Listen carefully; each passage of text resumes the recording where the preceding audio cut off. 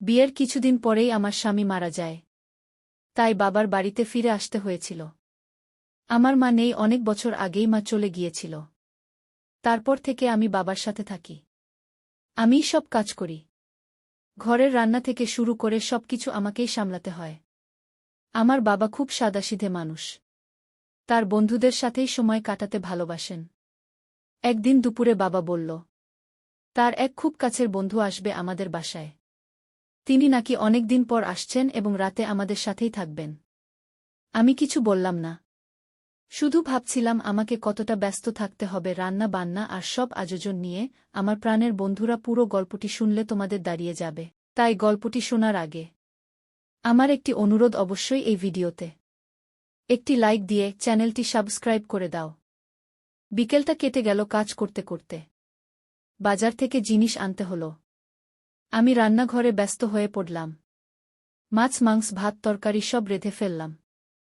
বাবা আর তার বন্ধু খাওয়া শেষ করে অনেক খুশি হল। আমি চুপচাপ তাদের দিকে তাকিয়ে শুধু হাসলাম। খাওয়া দাওয়া শেষে আমি তাদের ঘুমানোর জন্য বিছানা করে দিলাম। তারা শুয়ে গেল, আমি আমার ছোট্ট ঘরে চলে এলাম। সারাদিনের ক্লান্তি শরীরে ছিল। চোখ বন্ধ হতেই ঘুমিয়ে পড়লাম। কিন্তু রাতের গভীরে আমার মনে হলো যেন কেউ আমার ঘরে ঢুকল। চোখ মেলে কিছুই দেখতে পেলাম না, শুধু অনুভব করলাম কারো ছায়া ধীরে ধীরে সে কাছে এগিয়ে এলো। আমার শরীর কেঁপে উঠল। কিছু বুঝে ওঠার আগেই সে আমাকে স্পর্শ করল। আমার নিঃশ্বাস থেমে গিয়েছিল এক মুহূর্তের জন্য। আমি অবাক হয়ে গেলাম, কিন্তু নিজেকে সরাতে পারলাম না। সে আমাকে জড়িয়ে ধরল। আমার কানে ফিসফিস করে কিছু বলল। তারপর হঠাৎ আমার ঠোঁটে আলতো চুমু রাখল। আমি স্তব্ধ হয়ে গেলাম। কিন্তু আমি অনেকদিন ধরে একা ছিলাম, তাই আমার অনেক ভালো লাগছিল।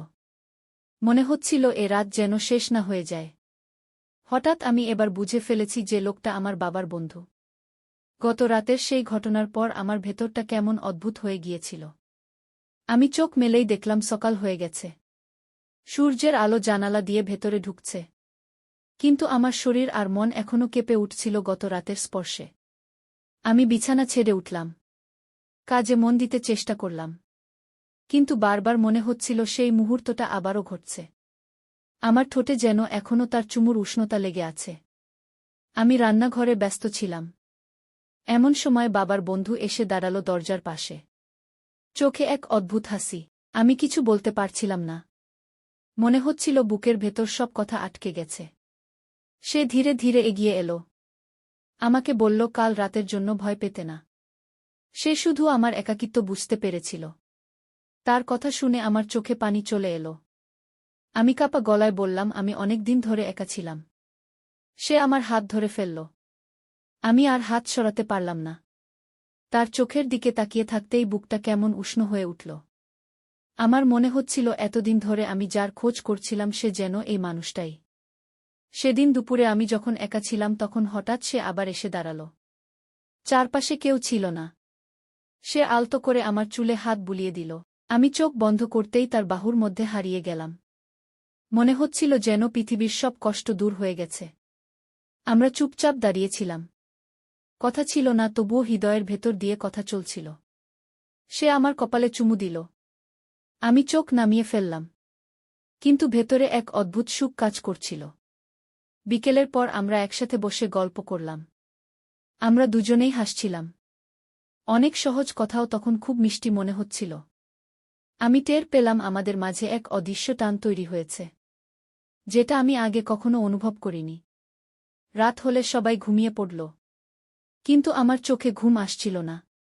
আমি বিছানায় শুয়ে শুধু ভাবছিলাম, সে কি আবার আসবে আমার কাছে, নাকি কাল রাতটাই ছিল একবারের মতো। হঠাৎ দরজা হালকা শব্দ করে খুলল। আমি চমকে তাকালাম। সে দাঁড়িয়ে আছে দরজায়। আমার চোখে চোখ রাখতেই সব প্রশ্নের উত্তর পাওয়া গেল। সে ধীরে ধীরে আমার কাছে এলো। আমার হাত ধরল। আমি নিজেকে সরাতে পারলাম না। তারপর সে আমাকে জড়িয়ে ধরল। আমি যেন আবার বেঁচে উঠলাম। আমি বুঝতে পারলাম এটা শুধু কোনো মুহূর্ত নয়।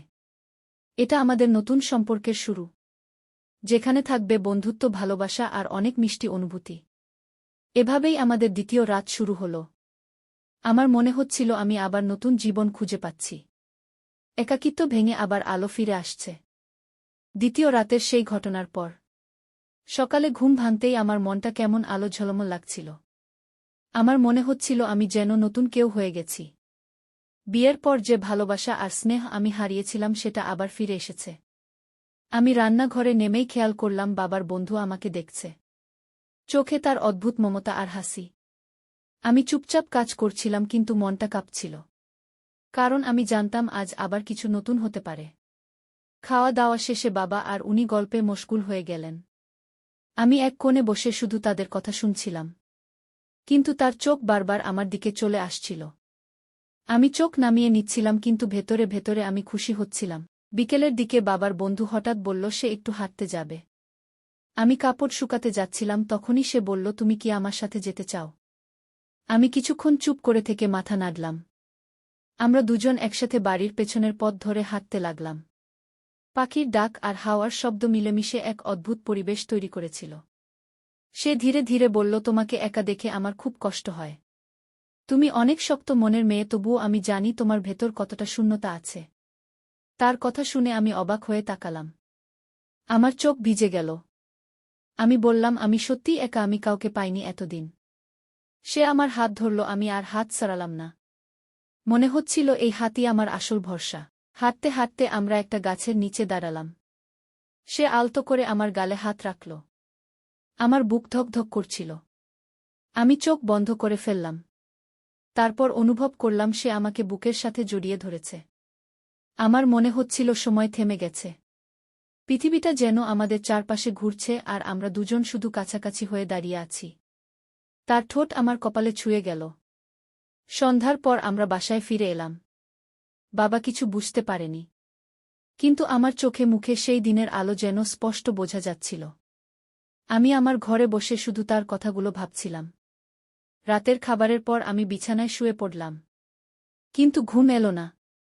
আমি জানতাম সে আসতে পারে। আমার বুক কাঁপছিল কিন্তু মন চাচ্ছিল আবারও তার কাছে যেতে। হঠাৎ দরজা খুলে গেল। সে ভেতরে এলো। আমার দিকে তাকিয়ে হাসল। আমি বিছানা থেকে উঠে দাঁড়ালাম। সে ধীরে ধীরে এগিয়ে এসে আমার হাত ধরল। আমরা দুজন একে অপরের চোখে তাকালাম। কোনো কথা ছিল না। কিন্তু আমাদের নিঃশ্বাসে সব কথা ভেসে উঠছিল। সে আমাকে জড়িয়ে ধরল আর আমি সম্পূর্ণ ভেসে গেলাম তার আদরে। সেই রাতে আমি বুঝতে পারলাম আমাদের সম্পর্ক এখন আর থামানো যাবে না। এটা শুধু এক মুহূর্তের টান নয়। এটা আস্তে আস্তে আমাদের জীবনের অংশ হয়ে যাচ্ছে।